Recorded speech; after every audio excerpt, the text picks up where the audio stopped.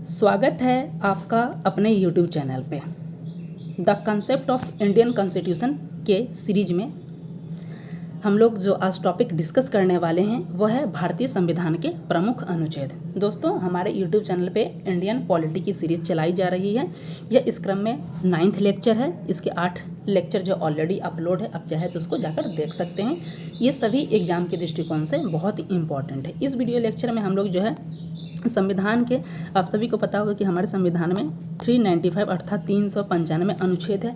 तो उन अनुच्छेदों में जो सबसे इम्पॉर्टेंट जो अनुच्छेद है, जो एग्जाम के दृष्टिकोण से इम्पॉर्टेंट हो जाता है, उन्हीं को ध्यान में रखते हुए हमने संविधान के प्रमुख अनुच्छेद से संबंधित इस सीरीज को चलाया है, जिसके अंतर्गत हम 3 से 4 वीडियो लेक्चर लाएंगे और ये छोटा छोटा 10 से 15 मिनट का होगा। और इसके अंतर्गत जो संविधान के प्रमुख अनुच्छेद हैं 395 में से, जो उसमें से जितने इंपॉर्टेंट आर्टिकल्स हैं उसके बारे में हम लोग डिटेल्स में डिस्कस करेंगे।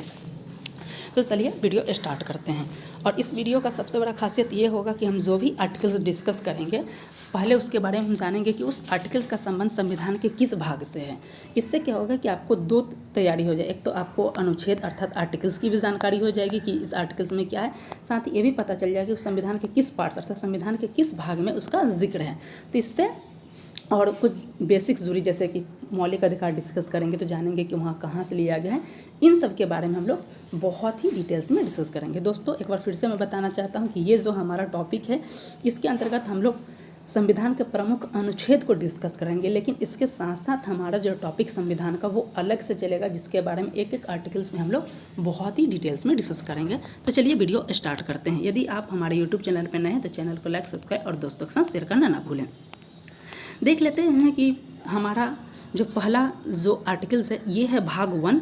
और ये है भाग 1 में आप सभी को पता होगा कि संघ और राज्य क्षेत्र, अर्थात भाग 1 में जो है भारत के संघ और उसके राज्य क्षेत्र, जैसे कि आप सभी को पता होगा कि हमारे यहाँ 28 + 8 28 राज्य और 8 यूनियन टेरिटरी, इन सब का वर्णन जो है भाग 1 में किया गया है। और भाग 1 के अंतर्गत जो अनुच्छेद शामिल होते हैं ये हैं 1 to 4, अर्थात भाग 1 में 1 से 4 अर्थात कुल 4 अनुच्छेद शामिल होते हैं। दोस्तों, मेरा मानना है कि आर्टिकल 1 से लेकर 51 तक आपको हर हाल में याद होने ही चाहिए। उसके बाद जो है आप बहुत ही कम याद कर सकते हैं तो चल जाएगा, लेकिन यहाँ 1 से 51 तक आपको याद होने ही चाहिए। तो इस वीडियो लेक्चर में जो हमारा स्टार्टिंग के 2-3 वीडियो आ जाएंगे, उसमें आर्टिकल 1 से लेकर 51 तक हम क्या करेंगे, डिटेल्स में डिस्कस करेंगे। उसके अलावा जो इम्पॉर्टेंट रहेगा तो उसी को डिस्कस, लेकिन 1 से 51 तक एक कंटिन्यू रहेगा। तो चलिए वीडियो स्टार्ट करते हैं। हमारा जो पहला आर्टिकल्स है, पहला आर्टिकल जो अनुच्छेद 1 बोलता है, अनुच्छेद 1 में 2 चीज़ें बताई गई हैं। यहाँ पे बताया गया कि हमारा देश का नाम क्या होगा और देश की शासन प्रणाली कैसी होगी। इन 2 चीज़ों के बारे में डिस्कस किया गया है। इस पॉइंट को ध्यान रखिएगा। तो क्या बताता है, तो अनुच्छेद 1 बोलता है अर्थात आर्टिकल 1 बोलता है India that is Bharat, Bharat राज्यों का संघ होगा।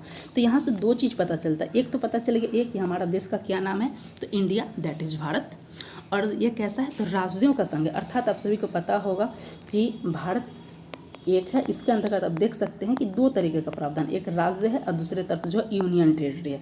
राज्य के अंतर्गत आप सभी को पता होगा कि वर्तमान में 28 राज्य हैं और 8 यूनियन टेरिटरी। इससे पहले 29 राज्य भी थे, 7 यूनियन टेरिटरी भी थे। इसमें उतार चढ़ाव आपको देखने को मिलता है।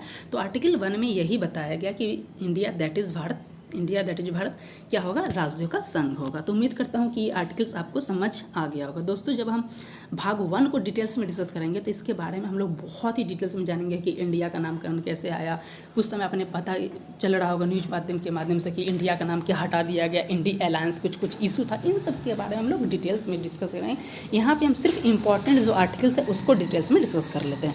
हमारा जो आर्टिकल्स नंबर 2 है, इसमें बताया जा रहा है कि यह अधिकार, याद रखिएगा, केवल और केवल संसद को, अर्थात केवल संसद ही क्या कर सकता है, हमारा जो संघ है उसमें नए राज्यों को प्रवेश या स्थापना करने का अधिकार किसके पास है, तो संसद के। आपसे पूछा जा सकता है कि किसी नए राज्य का निर्माण करना है या प्रवेश या स्थापना, ये अधिकार किसके पास है, तो केवल और केवल संसद के पास है। और किसी के पास नहीं। आर्टिकल 3 में ये बताया जा रहा है कि संसद राष्ट्रपति के पूर्व अनुमति से राज्य के नाम, सीमा, क्षेत्रफल में परिवर्तन कर सकता है। इस पॉइंट को आप याद रखिएगा कि आर्टिकल 3 में जो भी है इसमें आप क्या कर सकते हैं कि मान लीजिए कि इतना बड़ा राज्य है कोई, जैसे यूपी बहुत बड़ा है, बिहार बहुत बड़ा राज्य है, कई बार मांग किया जा रहा है ना कि बिहार से कुछ अलग नए जिलों का निर्माण किया जाए, या हो सकता है कि एक नया राज्य बनाया जाए यूपी को भी, या साउथ इंडियन की तरफ से भी मांग किया जाता है एक नए राज्य का निर्माण किया जाए। तो ये राज्य का निर्माण करने का अधिकार जो केवल और केवल संसद को है, और ये क्या कर सकता है, ये राष्ट्रपति के पूर्व अनुमति से होगा। साथ ही बताया जा रहा है कि राज्य के नाम में और सीमा में, क्षेत्रफल में परिवर्तन करना है तो ये संसद करेगा। जैसे कि आप सभी को पता होगा, अभी वेस्ट बंगाल का इशू देखिए। वेस्ट बंगाल का कहना है, वेस्ट बंगाल की जो माननीय मुख्यमंत्री जी, उनका कहना है कि जब भी कोई मीटिंग्स होती है तो वहाँ अल्फ़ाबेटिकल सीरीज में क्या किया जाता है, लोगों को अपना प्रस्ताव रखने का टाइम दिया जाता है। लेकिन जब अल्फ़ाबेटिकल ऑर्डर में आप डब्लू की तरफ आइए तो काफ़ी नीचे का क्रम है, और जब ये मीटिंग्स होता है तो इन्हें बहुत कम समय दिया जाता है अपने प्रस्ताव को रखने के लिए।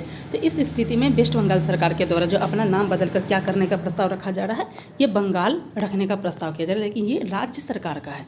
ऐसा करने का अधिकार किसको है, संसद को। इसलिए मांग को खारिज कर दिया जाता है। इस पॉइंट को आप याद रखिएगा कि वेस्ट बंगाल सरकार के द्वारा कई सालों से मांग की जा रही है, लेकिन जो है केंद्र सरकार के द्वारा उसको खारिज कर दिया। क्यों? क्योंकि नाम में, सीमा में, क्षेत्र में परिवर्तन करने का अधिकार किसे है, केवल और केवल संसद को है। तो उम्मीद करता हूं कि आपको इस चीज़ के बारे में आर्टिकल 3 को भी समझ में आएगा। इसको हमने करंट से भी लिंक कर दिया है। साथ ही हमारा आर्टिकल 4 है, इसमें बताया जा रहा है कि जो आर्टिकल 2 और 3 अर्थात अनुच्छेद 2 क्या बताता है, नए राज्य के प्रवेश और स्थापना, और आर्टिकल 3 बोलता है कि जो कोई भी राज्य उसका नाम में, सीमा में या क्षेत्रफल में परिवर्तन करने की बात है, अगर ऐसा कुछ भी होता है तो इसको संविधान के संशोधन नहीं माना जाएगा।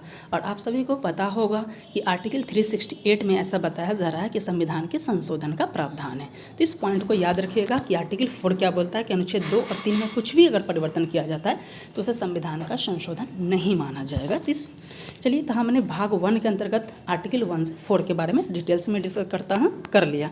अब हम आते हैं भाग 2 में। भाग 2 का जो हमारा आर्टिकल्स है ये है नागरिकता संबंधी प्रावधान, अर्थात जो नागरिकता संबंधी प्रावधान का वर्णन है ये भाग 2 में है, और आर्टिकल कितना से 5 से 11 तक इसका वर्णन किया गया है।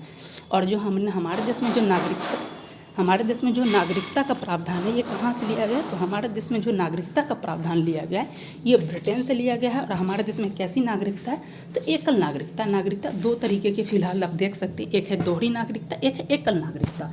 तो दोहरी नागरिकता यूएसए में आप देखने को मिलेगा, और एकल नागरिकता ब्रिटेन में है। और ब्रिटेन का शासन हमारे देश पर काफ़ी समय तक था, इसलिए हमने एकल नागरिकता का प्रावधान अर्जित किया है।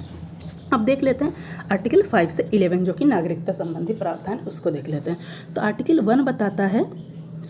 5 अनुच्छेद 5 बताता है कि संविधान के प्रारंभ पर नागरिकता, अर्थात 26 जनवरी 1950 को जो व्यक्ति भारतीय नागरिक बने। इस पॉइंट को भी याद रखिएगा। आप सभी को पता होगा कि 26 नवंबर 1949 को क्या है, हमारा संविधान बनकर तैयार हुआ था, और उसी दिन कुछ आर्टिकल्स जो हैं लागू भी कर दिए गए थे। लेकिन संविधान पूरी तरीके से लागू कब होता है, तो 26 जनवरी 1950 को लागू होता है। तो हमारा संविधान में नागरिकता संबंधी एक ही बात यही बताई गई है कि जो व्यक्ति 26 जनवरी 1950 के भारत के नागरिक थे वही भारत के नागरिक हैं। सिर्फ इतना ही बात बताता है। और इसमें ये भी एक पॉइंट आगे जब हम लोग आर्टिकल्स देखेंगे उसमें बताया गया है कि जो नागरिकता संबंधी जो है कानून बनाने का अधिकार किसको है, तो ये संसद को है। तो इसके बारे में हम लोग डिटेल्स में डिस्कस करेंगे, अभी वीडियो लंबा ना इसलिए हम लोग देख लेते हैं। तो इस पॉइंट को याद रखिएगा कि अनुच्छेद 5 में यही बताया गया है कि 26 जनवरी 1950 को जो भारतीय नागरिक हैं वही भारतीय नागरिक हैं। अब आर्टिकल 6 की बात किया जाए तो आर्टिकल 6 में बोला जाता है पाकिस्तान से भारत आए व्यक्ति के नागरिकता संबंधी प्रावधान।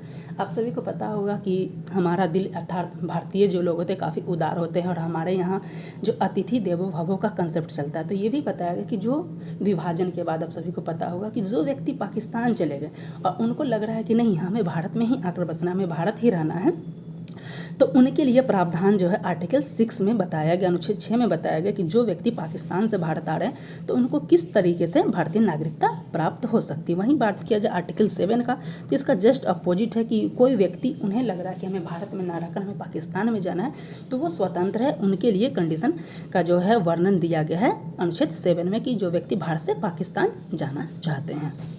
अब नेक्स्ट है हमारा आर्टिकल 8। आर्टिकल 8 में जो है NRI अर्थात जो है भारतीय मूल के व्यक्तियों के संबंध में। अब NRI का कंडीशन देखिएगा, NRI का जो फुल फॉर्म होता है नॉन रेसिडेंस इंडियन, अर्थात इसका मतलब होता है क्या है, ये इंडियन हैं। कैसे हैं, ये इंडियन हैं लेकिन कहाँ पे रह रहे हैं, इंडिया में नहीं रहे, नॉन रेसिडेंट यानी कि फ़िलहाल वो भारत में नहीं रह रहे, वो किसी वजह से हो सकता है स्टडी के लिए, जॉब के लिए, किसी काम की वजह से वो भारत को छोड़कर विदेश में वो क्या है अभी रह रहे हैं, निवास कर रहे हैं, तो इन्हीं को बोला जाता है नॉन रेसिडेंस इंडियन। और आर्टिकल 8 में जो है अर्थात अनुच्छेद 8 में इनके बारे में डिटेल्स में वर्णन किया गया है। नेक्स्ट जो है आर्टिकल 9 है अर्थात अनुच्छेद 9 में बताया गया है कि कोई व्यक्ति जो भारत में रह रहे हैं उन्हें लग रहा है कि नहीं हमें किसी अन्य देश में, या आप देख सकते हैं किसी अन्य देश की आप नागरिकता को स्वीकार कर लेते हैं तो आपकी नागरिकता भारतीय नागरिकता से आपको वंचित कर दिया जाएगा। तो आपसे प्रश्न पूछा जाएगा कि नागरिकता के त्याग करने संबंधी प्रावधान का वर्णन क्या है, तो ये आर्टिकल 9 में हो जाएगा, इस पॉइंट को याद रखिएगा। ठीक है, अब देख लेते हैं आर्टिकल्स 10 में अनुच्छेद 10 में बताया जा रहा है कि भारतीय नागरिक होने पर नागरिकता का बना रहना, यानी ये बताया जा रहा है कि यदि आप भारत के नागरिक हैं तो उस नागरिक के अनुसार जो आपको एक अधिकार मिलता है कि आप किसी भी देश में रहें वहाँ पे कुछ ना कुछ आप रहिएगा तो कुछ ना कुछ अधिकार मिल जाएगा, तो सारे अधिकार आपको मिल जाएगा। यानी कि आप भारतीय नागरिक है तो भारत में जो फंडामेंटल राइट्स है जो कुछ भी आपको है वो सारी चीज़ आपको मिल जाएंगे, ये आर्टिकल्स 10 में बताया गया। वहीं आर्टिकल्स 11 अर्थात जो है अनुच्छेद 11 की बात किया जाए, इसमें बताया जाएगा कि नागरिकता के संबंधी जो अगर कानून बनाना है, विधि बनाना है, तो ये कौन बनाएगा, केवल और केवल संसद बनाएगा। तो इस पॉइंट को याद रखिएगा। हमने स्टार्टिंग में डिस्कस किया कि आर्टिकल 5 बोलता है कि 26 जनवरी 1950 को जो व्यक्ति भारतीय नागरिक थे वही भारतीय नागरिक है। और आर्टिकल 11 में ये बता दिया गया कि अगर नागरिकता संबंधी कानून को बनाना है या कि किस तरीके से आप नागरिकता को ग्रहण कर सकते हैं, नागरिकता वंचित अर्थात नागरिकता का त्याग किया जाए किस प्रकार से, तो ये प्रावधान जो है केवल और केवल जो कानून बनाएगा वो कौन बनाएगा, संसद बनाएगा, अर्थात राज्य विधायिका नहीं बनाएगा। इस पॉइंट को याद रखिएगा। तो दोस्तों अब हमने फिलहाल हमारा जो है प्रमुख संविधान के प्रमुख अनुच्छेद के अंतर्गत हमारा ये पहला वीडियो लेक्चर था जिसमें हमने आर्टिकल 1 से आर्टिकल 11 तक के बारे में हमने डिटेल्स में डिस्कस किया। सबसे पहले हम तेजी से एक बार फिर से इसको रिवीजन कर लेते हैं। आर्टिकल 1 में बताया गया कि इंडिया दैट इज भारत ये राज्यों का संघ होगा। आर्टिकल 2 में बताया गया कि संसद नए राज्यों का प्रवेश या स्थापना कर सकता है। आर्टिकल 3 में बताया गया है कि संसद राष्ट्रपति के पूर्व अनुमति से क्या कर सकता है, राज्य के नाम में, सीमा में, क्षेत्र में परिवर्तन किया जा सकता है। और आर्टिकल 2 और 3 के अंतर्गत जो भी परिवर्तन होता है वो आर्टिकल 368 के तहत संशोधन नहीं माना जाएगा। ऐसी बातें आर्टिकल जो है 4 में किया गया। वहीं जो है नागरिकता संबंधी प्रावधान हमने ब्रिटेन से लिया और भारत में एकल नागरिकता है। अनुच्छेद 5 ये बताता है कि 26 जनवरी 1950 को जो भारत के नागरिक थे वो भारतीय नागरिक है। आर्टिकल 6 में ये बताता है कि जो व्यक्ति पाकिस्तान से भारत आना चाहता है उसका स्वागत है, नागरिकता मिलेगी। जो व्यक्ति भारत से पाकिस्तान जाना चाहते हैं उन्हें भी जाने का स्वागत है। वहीं 8 में बताया गया जो NRI है उनके बारे में बताया गया है। वही आपको अगर नागरिकता का त्याग करना है तो आप देख सकते हैं कि आर्टिकल 9 में ये नागरिकता के त्याग किस प्रकार किया जाएगा इसके बारे में बताया गया है। और जो है अनुच्छेद 10 में बताया गया कि आप भारतीय नागरिक है तो मिलेगा जो भारत के नागरिकों के लिए अधिकार है वो चीज़। और साथ 11 में बताया गया कि अगर नागरिकता संबंधी कोई भी कानून है तो केवल और केवल कौन बनाएगा, संसद ही बनाएगा। और संसद ने इसका प्रयोग किया और अब तक जो है संसद ने भारत शासन अधिनियम भारतीय नागरिकता अधिनियम भी बनाया। उसके बारे में हम लोग डिटेल्स में डिस्कस करेंगे। उसी क्रम में हम लोग CAA क्या है इन सब को भी हम लोग डिटेल्स में डिस्कस करेंगे। तो दोस्तों आज की इस प्रीलिम्स बूस्टर कार्यक्रम में हमने भारतीय संविधान के प्रमुख अनुच्छेद को डिस्कस किया। आगे आने वाले हम लोग देखेंगे 12 से 35 फंडामेंटल राइट से रिलेटेड क्या क्या इंपॉर्टेंट आर्टिकल्स हो जाता है। इसके साथ साथ हमारा ये क्रम इसी प्रकार चलते रहेगा। यदि आप हमारे YouTube चैनल पे तो सब्सक्राइब करिए। यदि आपको किसी प्रकार का अगर PDF चाहिए कोई भी नोट्स के लिए तो आप हमारे टेलीग्राम को ज्वाइन कर सकते हैं, उसका लिंक डिस्क्रिप्शन में मिल जाएगा। तो इस वीडियो लेक्चर में बस इतना ही, मिलते हैं नेक्स्ट वीडियो के साथ, तब तक के लिए धन्यवाद।